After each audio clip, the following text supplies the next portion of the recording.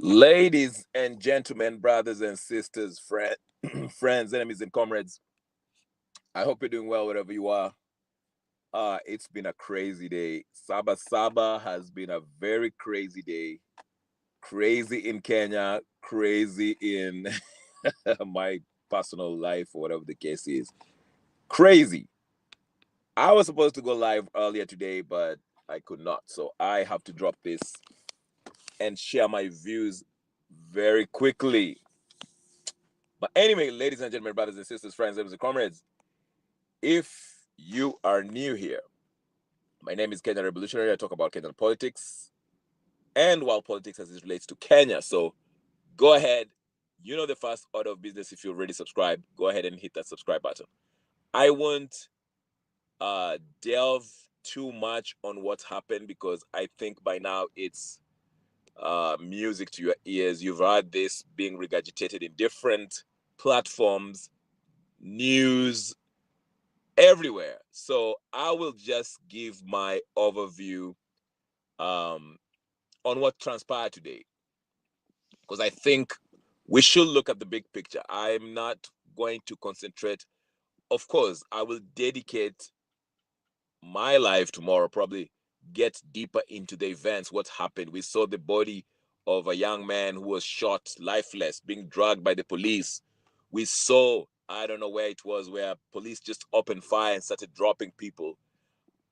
We saw, uh, you know, various incidents where police basically just said, F this, we are going to shoot you guys down, mow you guys down like it's nothing, like we don't care, like we don't value life.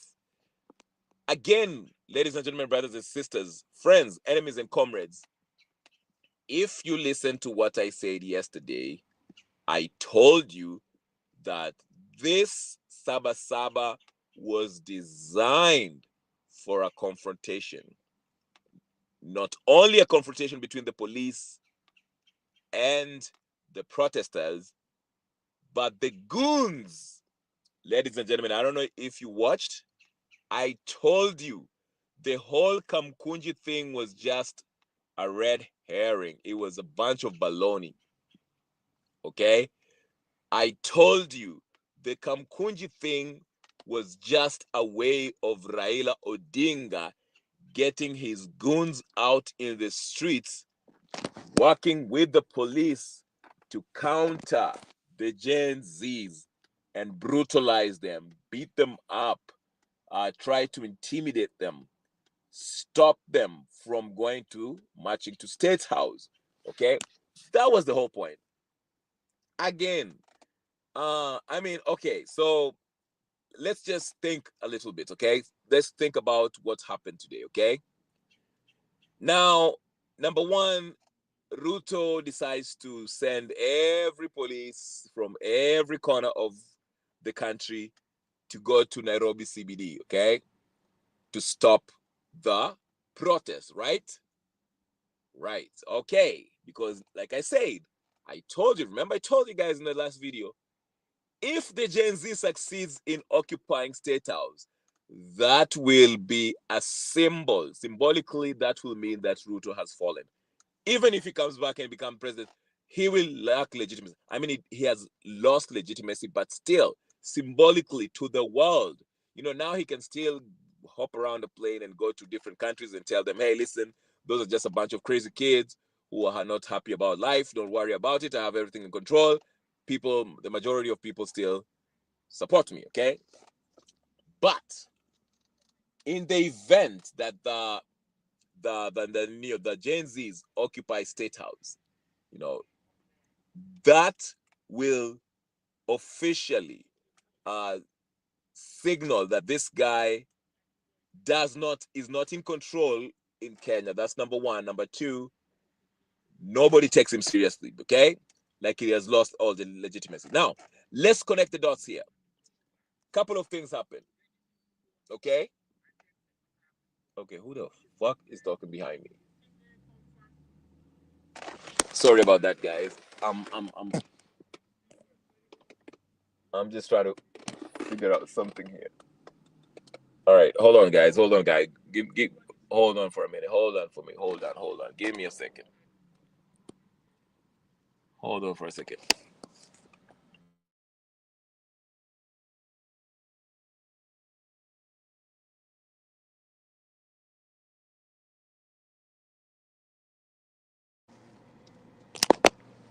All right, guys. So, like I was saying, couple of things that happened that confirms what I said yesterday. Number one, the plan for Ruto seems to have been this: seal off every entrance into Nairobi CBD. Number two, use Raila and his goons to come occupy the State House. That was his number two, the second plan. He was going to use Raila Odinga to hold that Kamkunji nonsense that's happening, that was supposed to happen, so that it can deter the protesters from going to State House. Okay? Now, Raila didn't have to make it to Kamkunji because the police that were flooded into Nairobi sealed off every entrance, every road that was leading up to CBD. Of course, there are some reports that some youth made it to CBD, but still, majority of the protesters did not make it to Nairobi CBD. Okay? They were subdued by the security forces, okay? The police, or whatever the case is. There's rumors that KDF were also involved. I don't know. I'm yet to look into it. But anyway, so Raila comes out, and since the police had handled the protesters to a point where they were not exactly worried about the march to State House, Raila came out and went to Serena Hotel to give a press conference about a bunch of baloney, nothing. He came out and started talking about, oh, we need to have a intergenerational conclave, whatever. Just a bunch of nonsense. He was saying a bunch of nonsense. Basically, to him, every time there's chaos, when people are not chaos, but when people are protesting against the regime, he comes out. He thinks a dialogue is the solution, which is the dumbest thing Raila can ever come up with, because of course they had that NADCO. Did NADCO solve anything? Nothing. I won't go through down the list, okay? We already know what's up, okay? But anyway, so Raila did not make it to Kamkunji not because of the roadblocks, but because plan A had already worked, okay?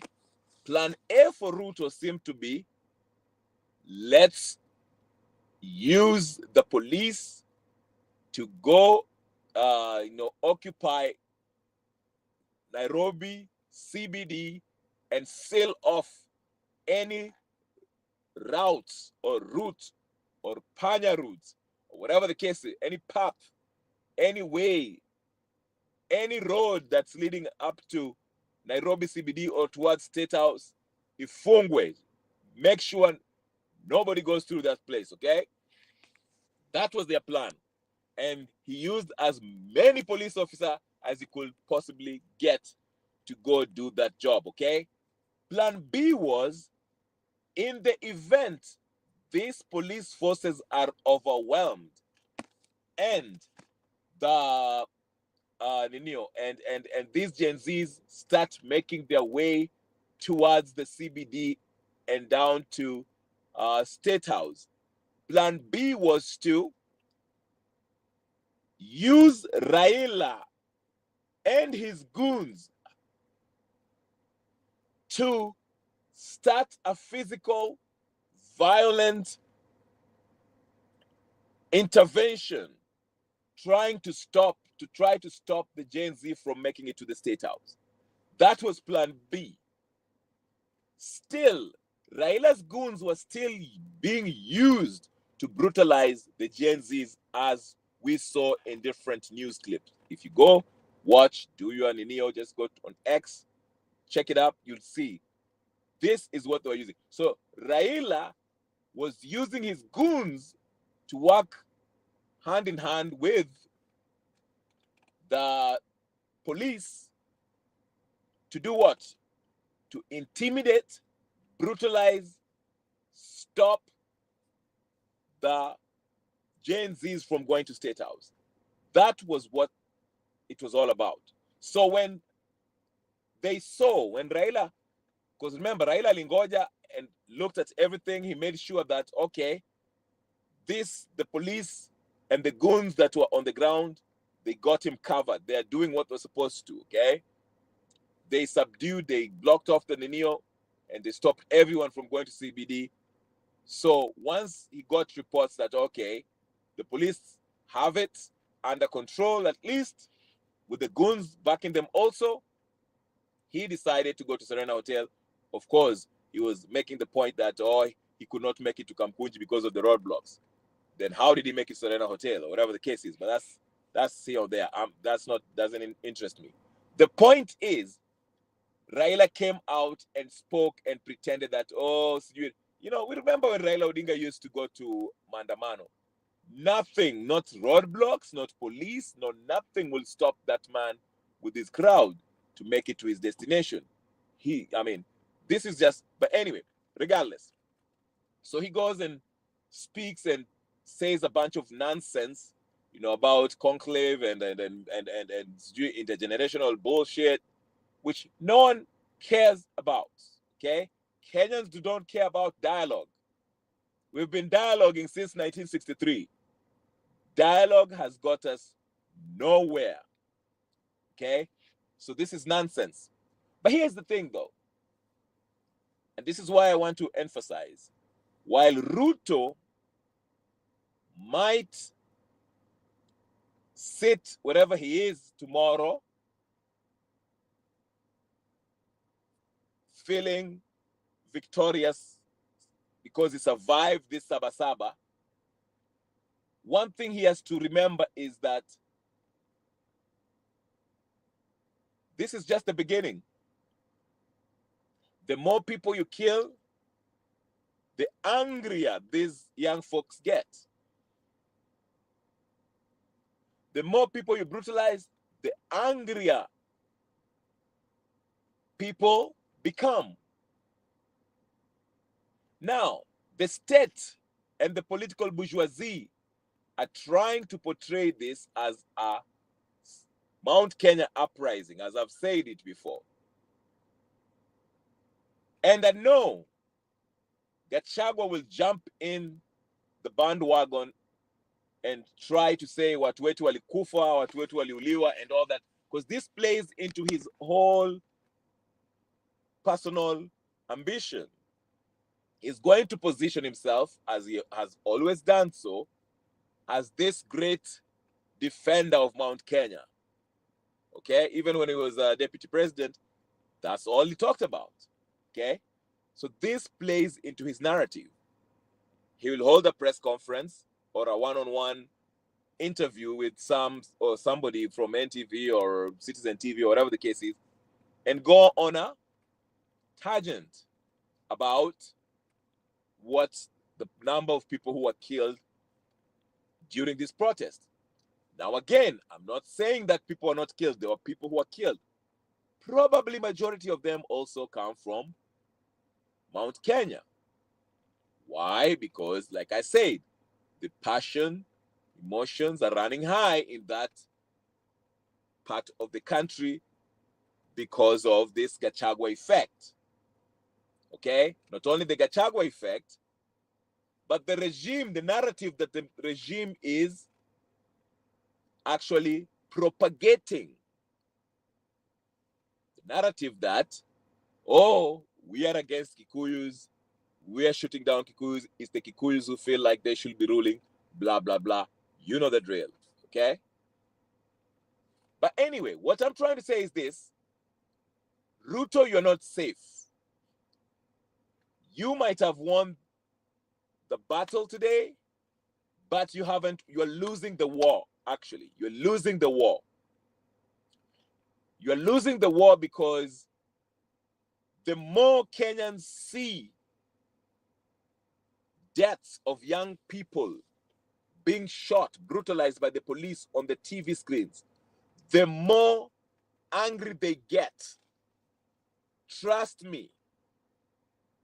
Even the people in the coastal province, reasonable people from Nyanza province, Ukambani, Garissa, no human being with a conscience can sit here and say that what happened to those young folks that were being shot is okay.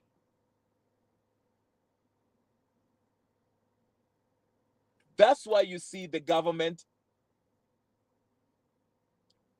is quickly running to make it seem a tribal thing. We even saw posters in Kisumu. They're putting there, oh, this is not our fight. Sijui Kikuyus don't push us. Whatever. They're trying so hard to make this thing a tribal thing. They're trying so hard to make it a tribal thing. And unfortunately, to some extent, they have been successful. Why? Because people like Gachagua are playing to it. The Kalumas in the other side, and Robert Alai and Raila Odinga, and the finance, whatever, the body, they are playing to it.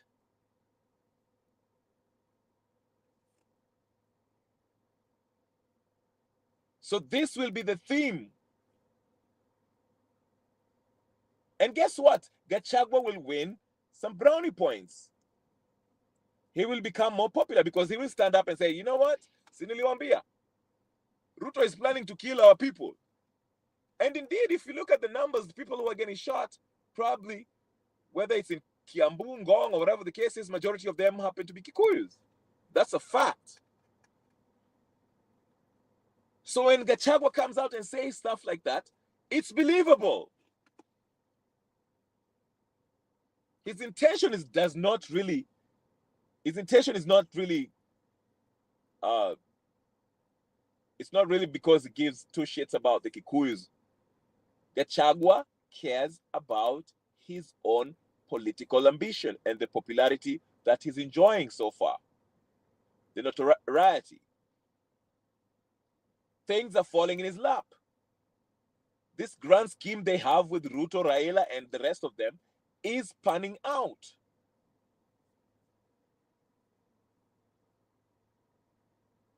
Because the youth in Mount Kenya who are being gunned down and angry, they need to vent.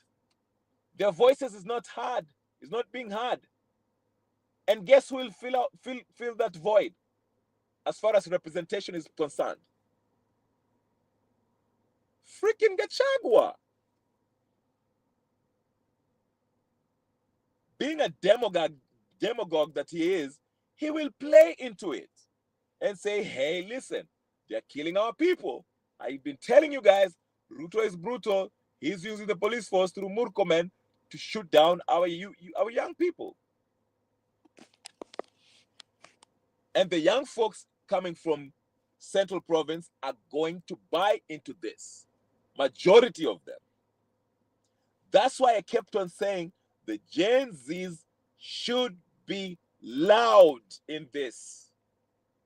Make it a national issue. Do not make it Kikuyus being killed because a challenging president hates us and has betrayed us. If you run with that narrative, you will lose. We'll all lose. Because the bottom line, it will fall back into what we have been doing since independence, ukabila. And you'll hear those dimwits on bunge la wananchi saying, oh, nyinyi pia kuleni tear gas, nyinyi pia mkufe kwa sababu hata sisi tulikufa siku zetu vile Kenyatta was the president. And if we encourage this, if you start playing with that kind of reasoning, entertaining it, then perception becomes reality.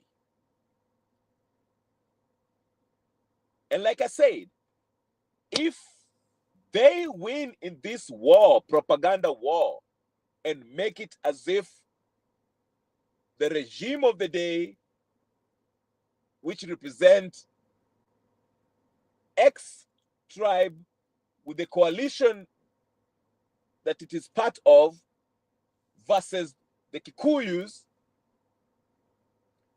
if we buy into that, then we lost the country. We lost the struggle. We'll go back to ground zero. Because tutakuwa lose.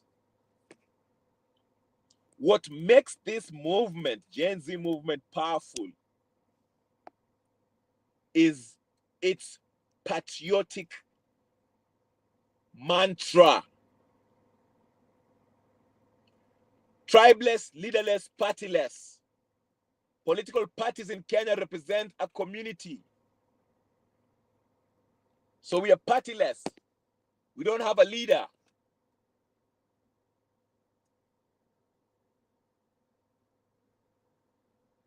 So anyway, like I said, I will maintain Ruto may have won the battle, but he's going to lose the war. Because the death of these young folks does not reflect positively on him. And guess what? Last time I checked, these Gen Zs are talking about tomorrow being Tuesday. Tuesday is Tuesday. So they're not done. And they will not stop. They can see how insecure, how brittle this government is. And so they are encouraged by this. And guess what? Raila is not going to save you, Ruto. Conman is not going to save you. Nobody cared about his press conference. We already know what side he's on.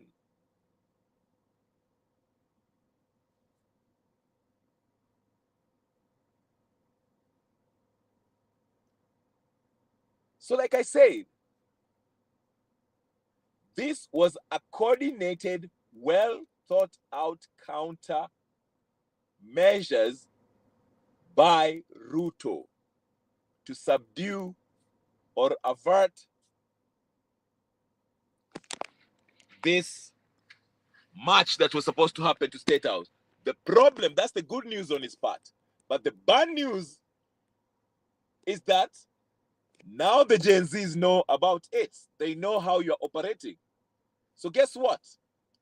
If they decide to show up tomorrow in Nairobi CBD and say they still want to go march in Nairobi, you have to come up with a new idea. You have to come up with another plan to stop them. You understand? Because, okay, are you going to keep on holding those young folks from boarding the SGR? Are you going to keep on stopping those kids that were traveling from Diani, Mombasa, trying to make their way to Kenya? Are you going to still, hold them? Are you still going to, what do you call it? Detain them, limit their movement, limit them from coming to Nairobi? Are you still going to do that? How long are you going to do that? How long are you going to suspend transportation into Nairobi CBD or Nairobi county? You understand what I'm saying? Because all that means that you're messing up the economic activities of the county and even other parts of Kenya. So how long are you willing to continue with this? That's why I'm saying This is a marathon, and you're going to lose it, Ruto. You're going to lose it. Your failure is guaranteed, even though you might have survived today. Like I said, if you look at the bigger picture, Gen Z's actually won. But if you're counting, oh, they did not succeed in coming to CBD and going to New State House, then you might jump and say, okay, victory is ours for today. But if now that they know that anytime they want to gather, you're going to send police and army or whatever the case, security forces or defense forces, whatever the case is, to go and block people from entering Nairobi CBD and going to Ninio, they'll just counter that by, maybe wanaweza kukupanga ati haya, if you have a relative in Nairobi, we are coming to visit you.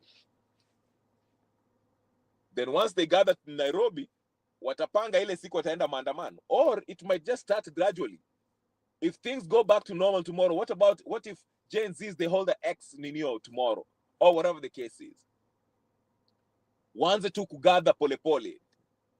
Day one, let's say kesho, 100 people are in Kibera. Day two, the number of people going to CBD is 300. Na wanakaa tu hapo CBD. Day 3, 1,000 people, 100 people. Day 4, 10,000 people are in Nairobi City. Day 5, it's already 60,000 people. You see what I'm saying?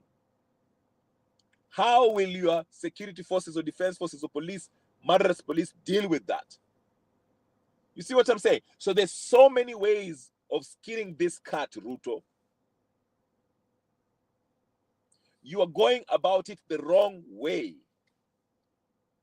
And too bad it's too late. There's no coming back from this. Once blood has been shed, there is no coming back from this. I don't care if you call Raila or Lesapet or Museveni or Suluhu to come sit down on this conclave bullshit that Raila is talking about. That is not going to solve anything. Damu imemwagika. There's no coming back from that.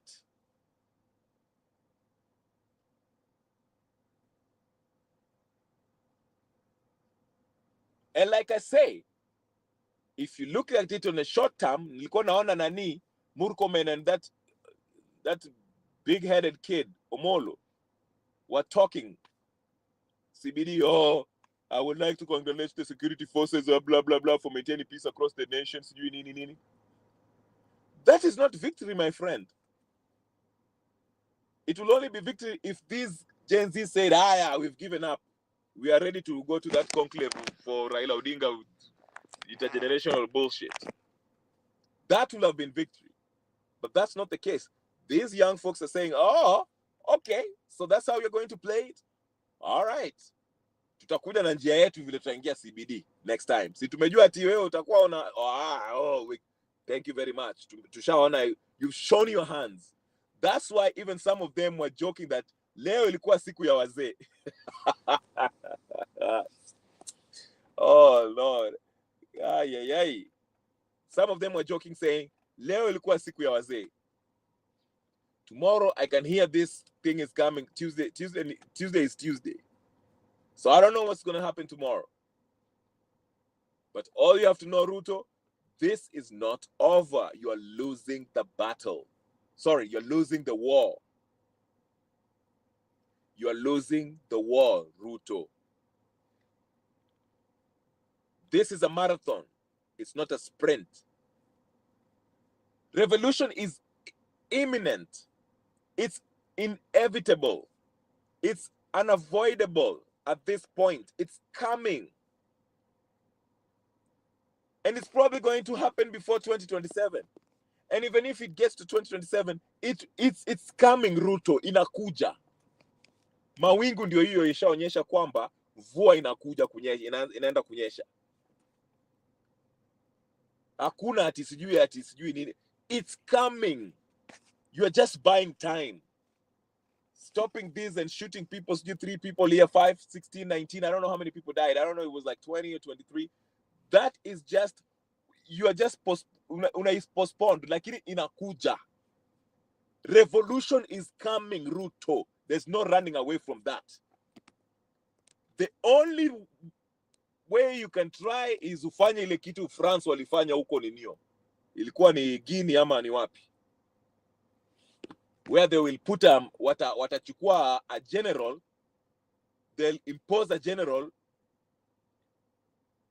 to remove you, to fool the people that it's a coup d'etat, like the one we saw in Burkina Faso and the Sahel nations. Okay? But really the general will still be, that military junta will still be in the control of the British. Just like they did it in Guinea. Unasikia, that's the only way. That can buy you more time.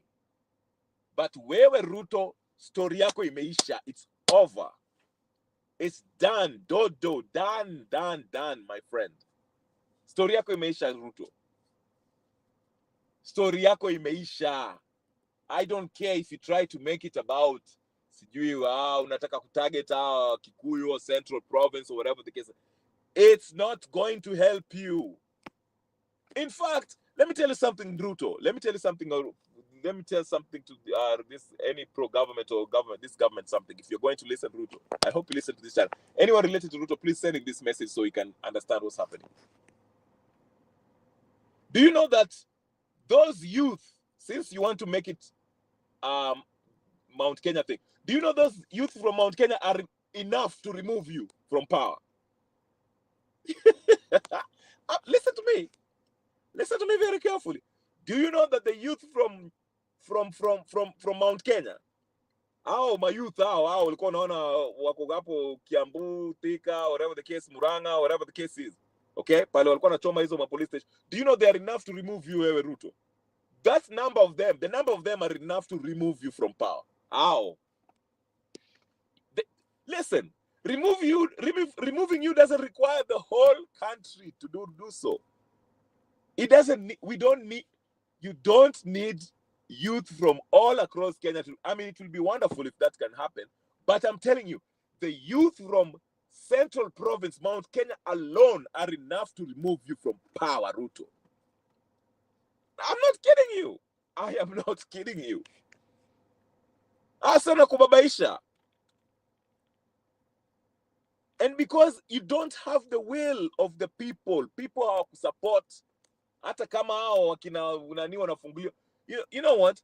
Vijana wa Nyanza wameogopa kwa sababu is intimidation. Don't think that they like you. We saw that with the Juans in your death. Wameogopa kwa sababu uko ukitoka tunataka kumaandamano, they want to find out where your family is, where you come from, and watakujia usiku na watakuchinja. But the Nyanza people don't like you, Ruto. We saw that in the funeral. And those are the people who you're counting on at his new hour and your support as well. I'm telling you, Ruto, the will of the people is not with you. They don't want you. They've rejected you. Wewe unatumia tu Mount Kenya people as a scapegoat to try to vuruga maneno hapo, you make it a tribal thing at nini na mchezo na Raila hapa. Raila is a coward, by the way. Na Raila will leave you, atakuacha kwa mataa. Wacha nikwambie kitu wewe Ruto wewe. Let me tell you something. Raila will leave, atakuacha kwa mataa. Let me tell you why Raila will leave you at mataa mambo ikishika moto. Listen to me, and I'll repeat this one more time. The youth in Central Province, Mount Kenya youth, the way you want to call them, whether they're Gen Zs or not. Hiyo rendo ulikuwa unaona wakichoma sijui vitu huko Thika au Kiambu, whatever the case. Those youth wakiamua wanataka kutoa, they are enough to remove you, Ruto. You cannot contain them. Mimi nakwambia tu hapa hivi ukweli. Because I've seen a crowd less than that. Ile ya Raila. Let me help you. Listen, let's do the math here, ladies and gentlemen. Let's do the math here very quick. Raila Odinga, when hii Azimio juzi vile alishindwa, okay? Alijaribu maandamano akashindwa, ilikuwa haishiki, okay? Ilikuwa just a few spots in Kisumu, few spots in Siaya where he comes from, but ilikuwa haishiki. Who did Raila tap in with to help him to have a successful maandamano, a chaotic maandamano that actually made Ruto to come and sit at the table with Raila Odinga? He had to turn to Maina Njenga. Maina Njenga, have you noticed how quiet Maina Njenga is? Have you noticed how quiet Maina Njenga is? See, Maina Njenga alikuwa anataka support president. Have you noticed how quiet? In fact, I would have thought Maina Njenga alikufa. Where's Mungiki? What happened to them? Where are they? The point I'm making is this. The point I'm making is this. It does not take much to remove you, Ruto. I told you, this government, this regime, Ruto regime, has a soft underbelly. It's brittle. It's easy to remove them.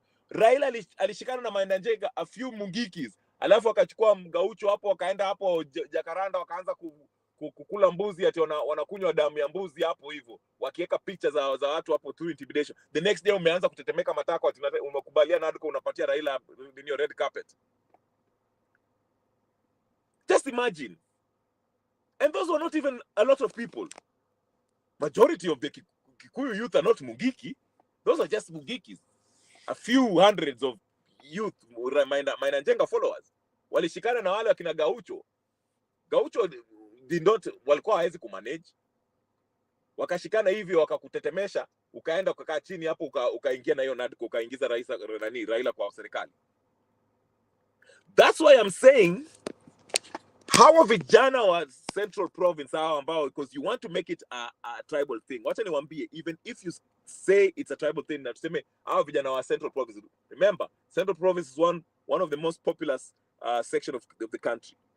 Hao vijana vile, the more you are shooting them, the more on a jam. Because you know, hii propaganda ya make it a Kikuyu thing is actually making play to the advantage of the movement. Because the general feeling of the country is, Ruto, you must go. Young people want you gone. The youth of all tribes, majority of them want you gone.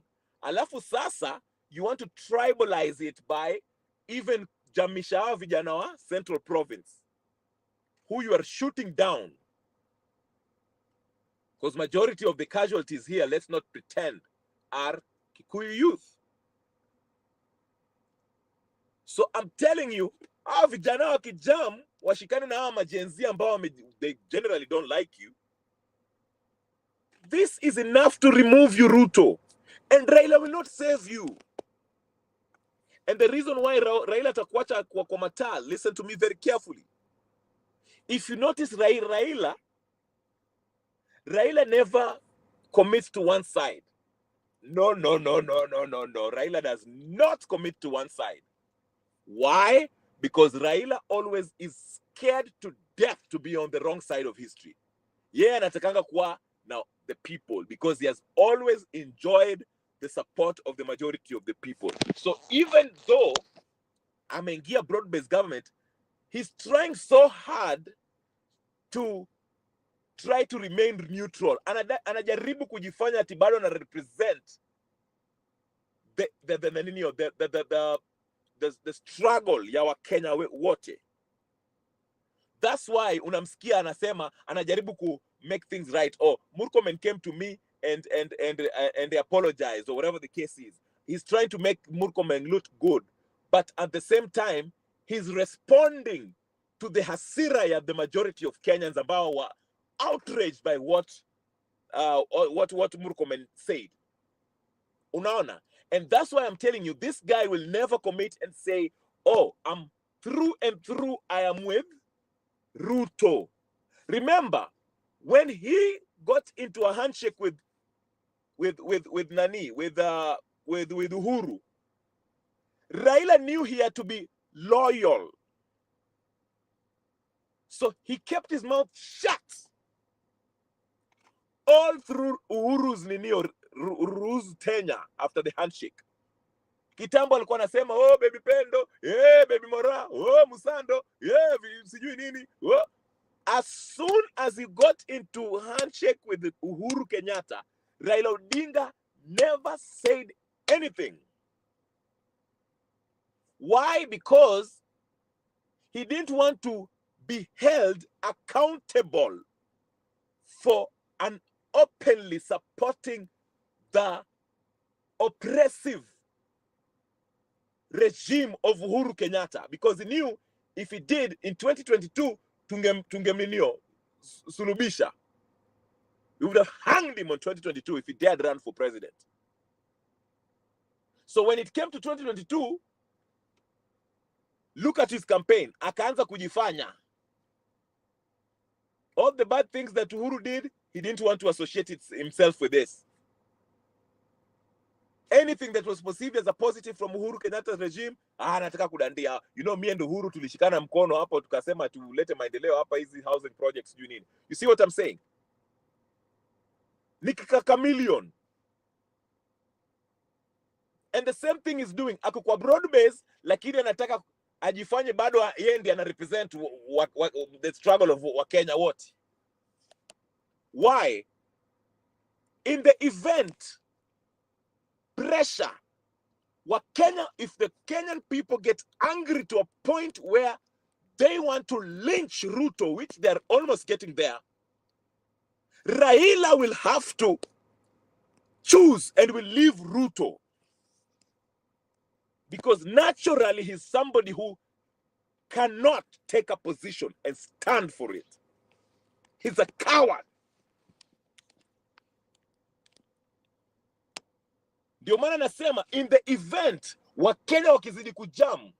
That's why I'm telling you. Remember guys, wacha nikukumbushe. When people were outraged when Raila akatoka hapo akaanza kutetea Adani, remember what Raila came out and say after the next day? Akajisema ati akaanza he started to try to to double back on it by saying, oh, I didn't say that Adani was good. I just say that from what I've seen in India, the jobs that it has done in the things that they have done in India, it has been a positive one. While we saw him on camera akisema wazi ati Adani was good. Then later on, the fire hiyo moto ya Adani ilienda chini, ndio namsikia juzi akisema hapa ati I regret sijui Adani sijui nini. What I'm trying to show you is Raila, he always try to stay on the middle of the thing. He will never commit to one side just in case. If Ruto is totally defeated and is being lynched, Raila atakuja sema, mimi nilikuwa siko na Ruto, I was just trying to save the country, niliona Kenya inaenda vibaya, sasa nikashikana na Ruto, nimpatie advice ndio aipeleke vizuri, nikawapatia Junet na wakina sijui nani huko wamsaidie wale. You see what I'm saying? This guy always that's why I said Raila was never on the side of the struggle, even when he left Moi.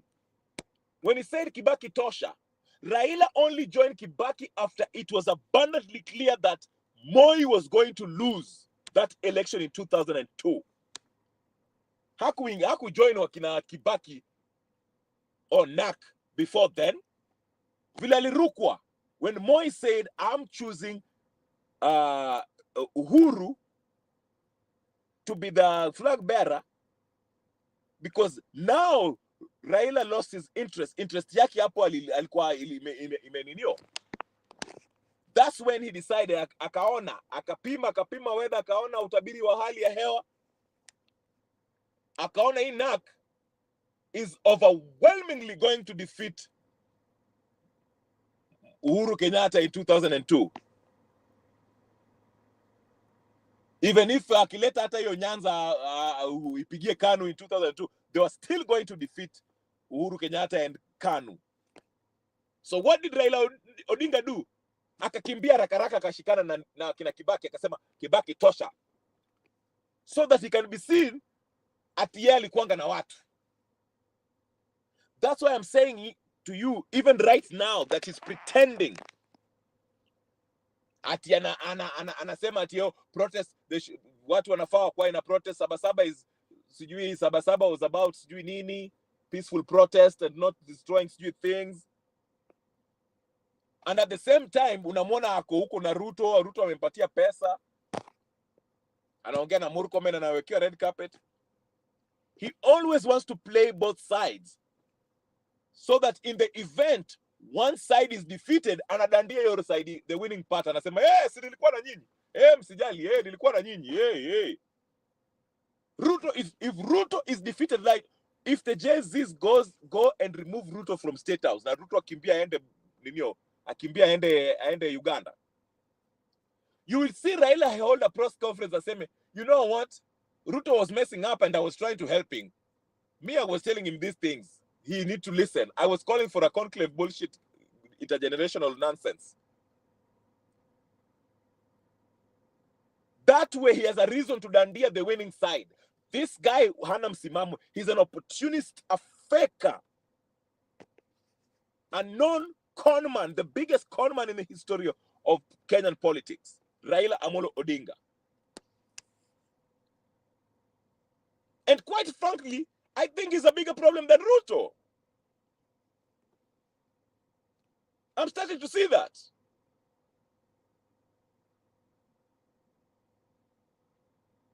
Gen Z should focus on Raila Odinga. One pressure. Mpaka atoke hiyo ninio. That is how we should do it. Mimi naona, because if you think about it, Ujama, let Ruto remain with his police forces. Because Ruto without police, Ruto atakiona police forces, he cannot stop the Gen Zs. He had to add another layer of security, which is Raila's goons. So let us, we as Gen Z, deal with Raila directly with his goons.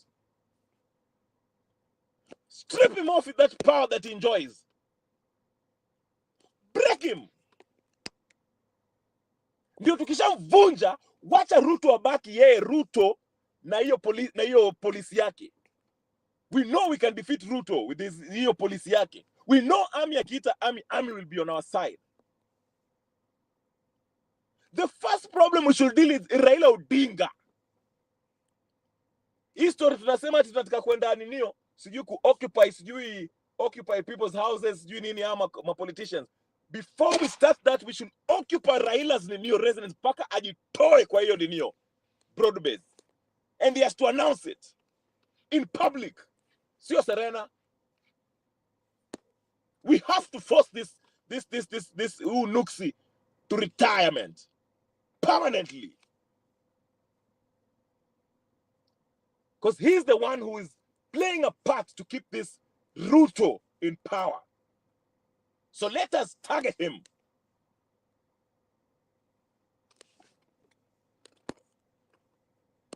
Let us deal with Raila Odinga first. Because we know the security forces cannot handle the Gen Zs.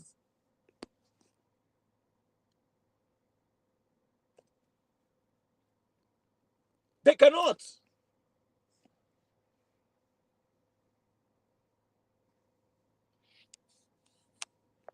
That is what I'm saying.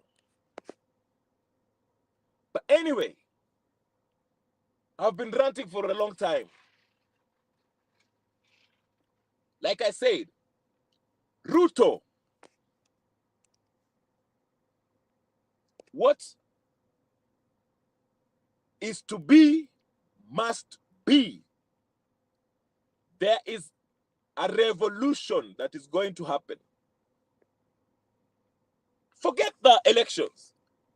Kwendeni nayo na hiyo election yenu, hata it doesn't matter. Forget the elections. Anyone who talks about elections should be stoned.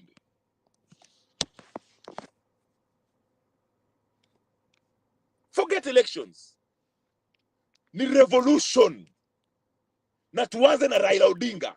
Kwa sababu, let anybody, any public figure who wants to defend an oppressive regime, let us deal with them first. tushike ule msichana wake ambako Yala, apelekwe Kabiti. Oburu is 345 years old. Oburu should be in house arrest, forced to drink hot porridge every day and neem for lunch. We can't have these old people holding us back as Kenya.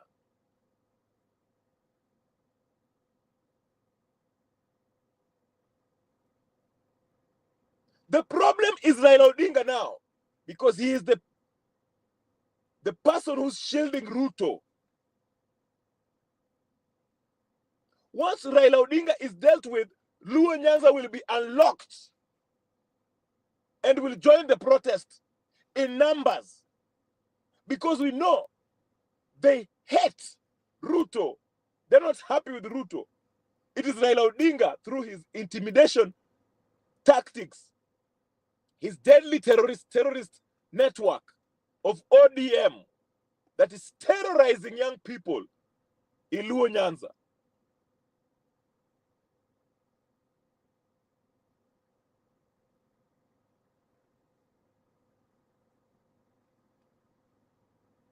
Karibu Jeff.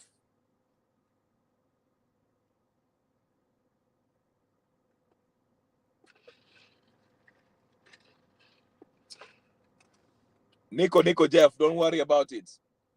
Serikali, watu ambao wanafanya kazi na serikali wamekuwa wakini angamiza hii channel, so that's why I've been away, but nitarudi, sijali. Alota continua.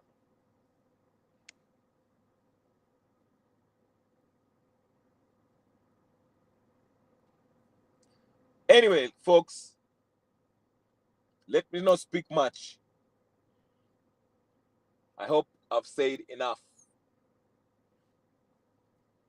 If you're going to watch this on repeat, like, share, comment, subscribe, do all the good stuff. With any apple like. I'll see you guys later. Peace and blessings.